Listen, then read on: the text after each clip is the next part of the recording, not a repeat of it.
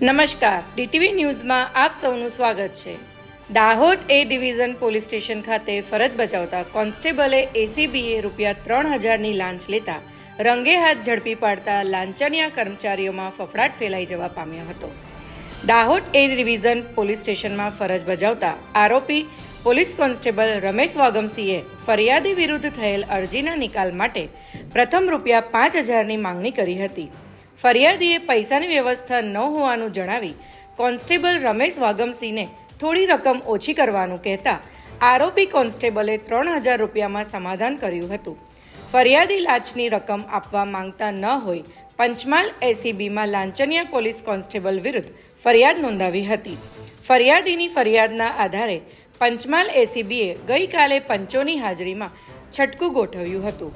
જે છટકામાં એ division police સ્ટેશનના gate પાસે રાત્રિના 10 વાગ્યાની આસપાસ પોલીસ કોન્સ્ટેબલ રમેશ વાગમસિંહે ફરિયાદી પાસે નક્કી થયા મુજબના ₹3000ની લાંચ સ્વીકારતા તેને રંગે હાથ ઝડપી પાડવામાં આવ્યો હતો।